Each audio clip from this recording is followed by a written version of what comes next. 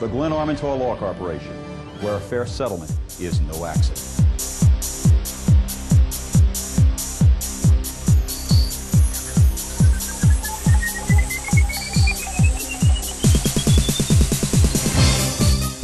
Tonight on Blue Mondays, we'll look at the new mini-film calling for the impeachment of Alberto Gonzales. Then we'll hear about Michael Moore's new film called Sicko. Then we'll find out more about Barack Obama and his wife Michelle through their campaign DVD package. All that and more on Blue Mondays.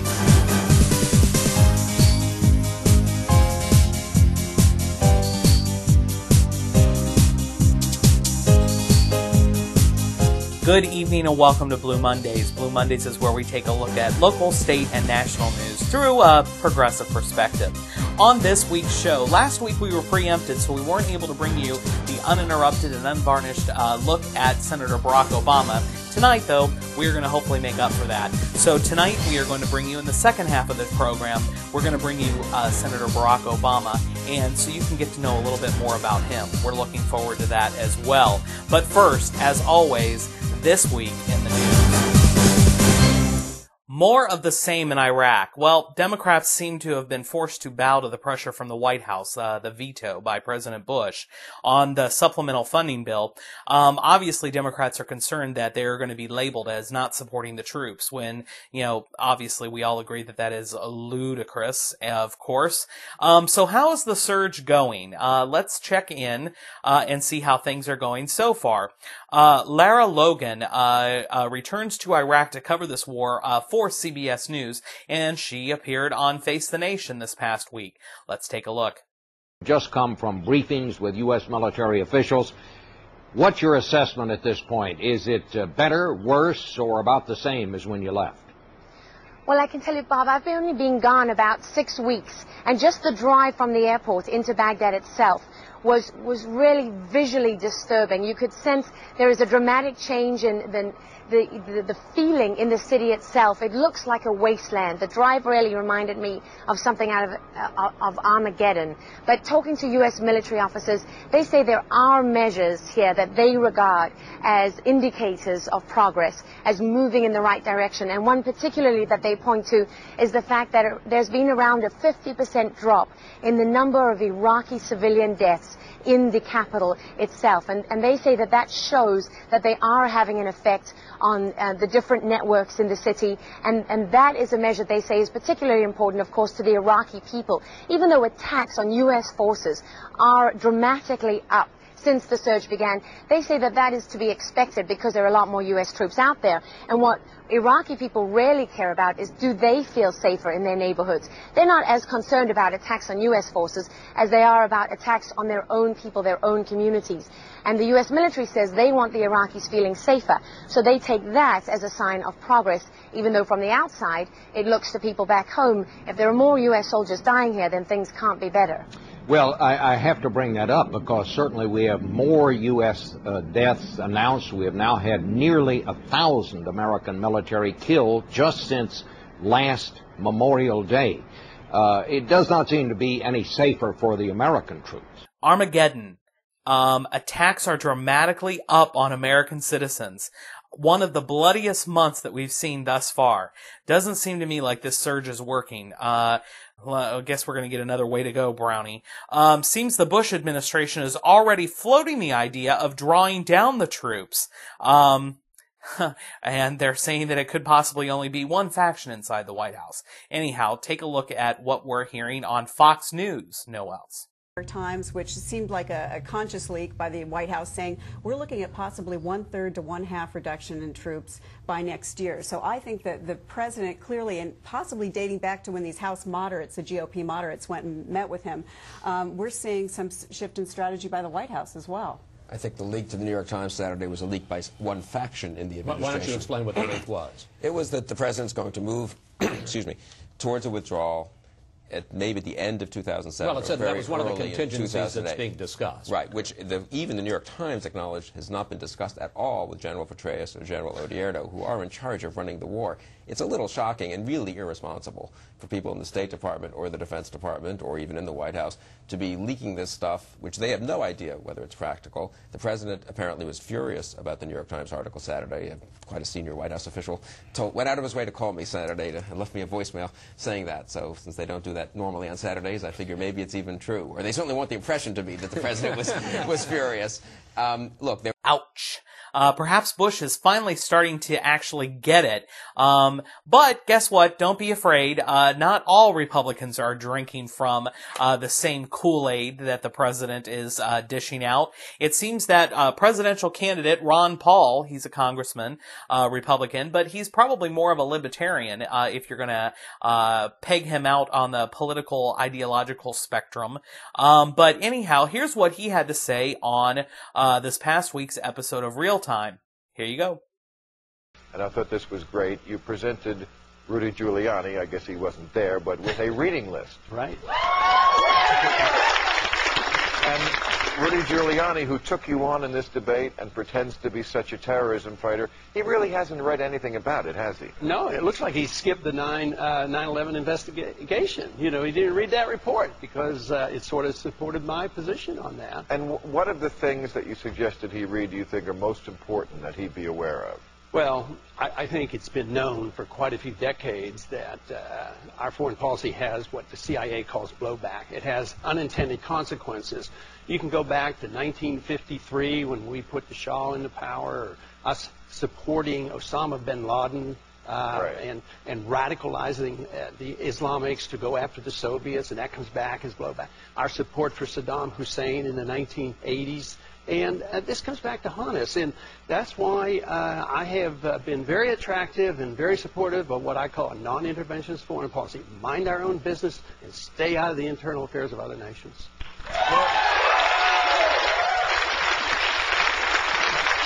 after Interesting. Well, it's definitely obvious to me that when it comes to our foreign policy, I definitely wish that the libertarian wing of the Republican Party would actually stand up and assert themselves a little bit more. It seems like, well, it's just going crazy. Michael Moore is back. That's right. And wait. Calm down. It seems this time Republicans are even out, supporting this new film. His new film is actually called Sicko. And it actually takes a look at the American healthcare system and the problems that we're having. It definitely looks like an incredible movie, and I can't wait to see it. So, he recently appeared with Bill Maher on Real Time. Real Time, as you may know, is going on its summer break. They will be back in August, thank goodness. But here is his interview that he did for Bill Maher on this past week's Real Time. Take a look. First, he is the Oscar-winning director and the most successful documentary filmmaker in history. His latest is Sicko, appearing in his first live interview in 2.5 years, my friend Michael Moore. Michael, this is not just a film, it's not primarily a film about the 50 million people who have no health insurance. It's really more about the people who have health insurance and think they're covered and then find out when they get sick that they're screwed, right? That's right. It's about how the health insurance industry essentially is running a racket. And because they have to maximize profits for their shareholders, the only way that they can do that is by screwing their clients, trying to deny them coverage, kicking them off the rolls, not paying doctors claims that are sent in, I mean, a whole bunch of things that they do that make life miserable for so many people. And between them and the pharmaceutical companies who are just ripping everybody off right and left, these two industries are essentially the vehicle in this film that I use to tell maybe a larger story about who we are as Americans and why are we the only Western industrialized country that doesn't have free universal health coverage. It's absolutely insane, I think. And you...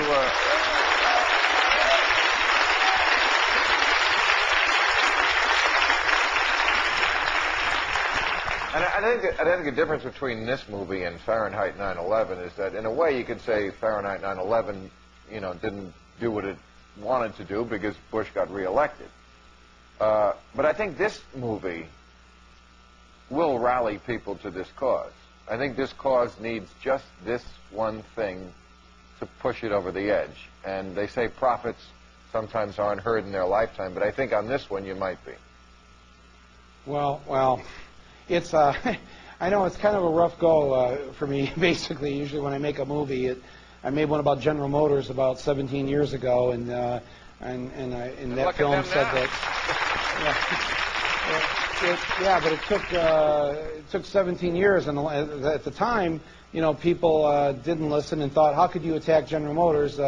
They can do no wrong. And then, I made Bowling for Columbine and tried to warn people about the easy access to guns and school shootings. Well, thank you for that. But here we just suffered through another tragic school shooting, and then of course Fahrenheit, where I went out on a limb and suggested that maybe we were sent to war for false reasons. And at the time,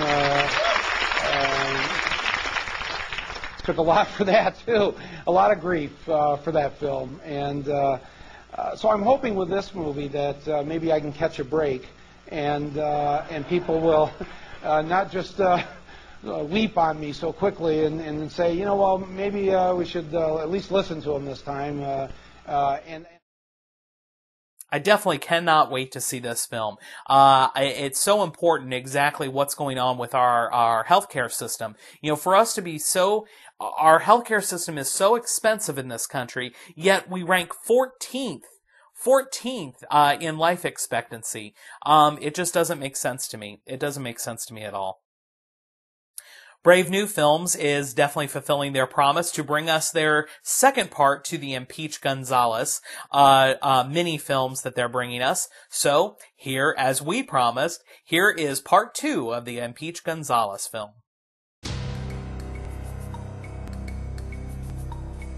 What can you tell us today that will help us to understand why 8 U.S. attorneys were fired? Iglesias is selected for the termination list in early November 2006. I wasn't surprised to see Mr. Iglesias' name recommended to me based upon conversations that I had had with a senior senator from New Mexico. I received a call at home, and I felt was a threatening telephone call, and I recognized the voice as being Senator Pete Domenici. You did not select Mr. Iglesias to be put on the list, correct? His name was brought forward to me. Did Mr. Sampson select him? Mr. Sampson was charged with coordinating this effort. Did Mr. McNulty select him? I haven't asked that question. So who did? I received a phone call from Chief of Staff to the Deputy Attorney General. I received a phone call from the Chief of Staff to Representative Doc Hastings. Well, it might have been a threat, might have been a warning. The Chief of Staff began to press me on any future action by the United States on the election. There's a pattern here, and it doesn't look good. It was unusual for you to receive a call from a senator at home while you were the U.S. Attorney. Unprecedented. It had never happened. How long after that contact with Senator Domenici were you fired?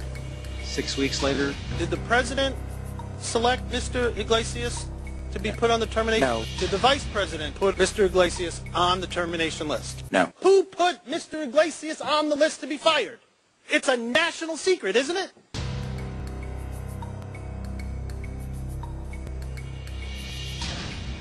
I stand by Al Gonzales. He has got my confidence. He has done nothing wrong. Psst, do something. Definitely something must be done on this. That is for sure. Gonzales is single-handedly bringing down our whole entire justice system, it would seem. Unbelievable. In our clip of the week this week, had to give it to Bill Maher since he's going on vacation for a while. Bill Maher on Real Time takes a stab at some of the new bumper stickers that the Bush administration could actually use. Anyhow, take a look. Anyway, we thought, since this is a war that's run on slogans that are bumper stickers, like, 9/11 changed everything, and they'll follow us home, and the rest of this. That's a really creepy one. They'll follow us home is the cousin to... Among the stupidest. No, but you know what? Watch out, because that's really gaining ground. The first was the mushroom cloud, and then there were no WMDs. And the next one was, well, they were responsible for 9/11, and that got disproved. And now the argument you hear now is like, well, those didn't work. Following us home. It's like a horror movie. Would be much worse. Would be, they'll follow us home. Can we keep them? Anyway, stray cats. we come up with some bumper stickers, some other bumper stickers that President Bush could put on his actual car, and here they are. Lose wars now, ask me how. How about this one? Ask me about my illegal wife. If you can read this, you're qualified to be Attorney General.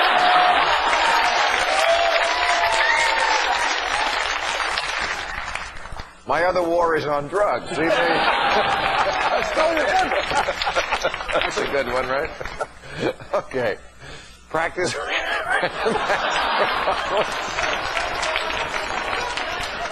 I'd rather be waterboarding, and my favorite, I may be the worst president ever, but I'm in front of you. And that is your progressive news for this week, June 4th. June 4th already. Anyhow, we want to remind you, you can check us out online on our YouTube page at youtube.com/AOC Blue Mondays. There you'll be able to see our show each and every week. We normally get it uploaded on Monday night, so you can see us on Tuesday. When you are clicking through on Tuesday, you'll also want to click on over to theadvertiser.com. There you can check out my column, The Left Blog. I'm there each and every week, usually shortly after 9 o'clock. On the Advertiser's website. So you'll definitely want to check me out over on there. They've kind of got me buried, so what you want to do is click on the blog section and then go ahead and click on my photograph, and then I'll take you into my column. We'd also like to invite you to tune into AM 1330 on Thursday mornings. Thursday mornings I will be appearing with Portia Evans and Todd Elliott, and we hope that you will check us out on there. That's AM 1330 each Thursday morning, starting at 7 a.m. So I hope that you'll drive into work and tune in and give me a shout out if you can. Give us a call on the radio and let us know what you think we're doing, how we're doing. And one final reminder, we want to remind you to watch Democracy Now! Democracy Now! Is on each and every weekday on AOC Channel 16 at 11 a.m. and 11 p.m. And with that, we'll be right back. This week in history. In 1812, following Louisiana's admittance as a U.S. state, the Louisiana Territory was renamed the Missouri Territory.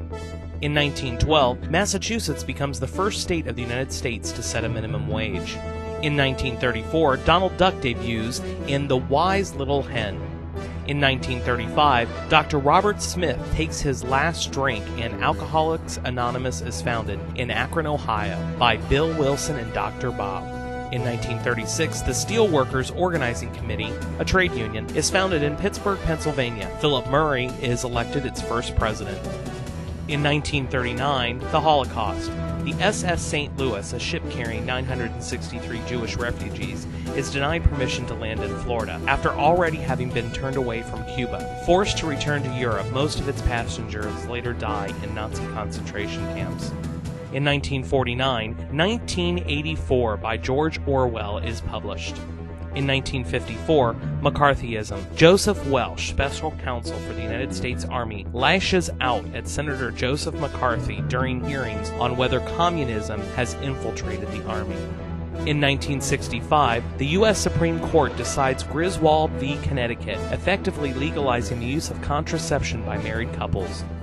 In 1968, James Earl Ray is arrested for the murder of Martin Luther King Jr. In 1968, U.S. presidential candidate Robert F. Kennedy is shot at the Ambassador Hotel in Los Angeles by Palestinian Sirhan Sirhan. Kennedy dies the next day. In 1983, Margaret Thatcher wins a second term by a landslide in British general election with a majority of 144 for her Conservative Party. Tony Blair is elected for the first time to Parliament. In 1989, the Tiananmen Square protest was violently ended in the Chinese capital city, Beijing, with armed soldiers and tanks. In 2001, U.S. Senator Jim Jeffers leaves the Republican Party, an act which shifts control of the United States Senate from the Republicans to the Democratic Party. Celebrating birthdays this week, Ruth Westheimer, Jerry Stiller, Joan Rivers, Bill Moyers, Robert Englund, Sandra Bernhard, Prince, Aaron Sorkin, Michael J. Fox, Johnny Depp, Dave Navarro, Brian McKnight, Horatio Sands, Mark Wahlberg, Noel Wiley, Faith Evans, Chad Allen, Angelina Jolie, Kanye West, and Natalie Portman. and this has been a look back at history for the week of June 4th through 10th. This Week in History is brought to you by Blue Mondays. Blue Mondays is on each and every Monday night at 9 p.m. on AOC Channel 15. Blue Mondays, your weekly progressive voice in Acadiana. Hi, I'm Stephen Handwerk with the local Democratic Party, and we'd like to invite you to our annual campaign and election training seminar. Our seminar will be held Saturday, June 9th from 9 a.m. until 12 noon, and it'll be right here at AOC Studios. During this training, you'll be able to learn how to run a modern campaign, from everything from how to message, how to get your vote out, how to turn people out to vote for you, and also you'll be able to learn about all of the new technologies that are available to you through the local Democratic Party and through the state party. It's going to be a jam-packed seminar that we definitely think will help benefit anyone who's considering running for office or anyone who would like to work on a campaign to help get their candidate elected. That's Saturday, June 9th at 9 a.m. till 12 noon at AOC Studios for the Lafayette Parish Democratic Campaign Election Training Seminar. We hope to see you there. And welcome back. Since we were preempted last week, we weren't able to bring you the entire episode that we wanted to, that we actually showcase Senator Barack Obama. A lot of you may not know a lot about Senator Obama. He is from the great state of Illinois. I used to live up there, and he has an interesting story, so we thought we would bring it to you. So, without further ado, here you go.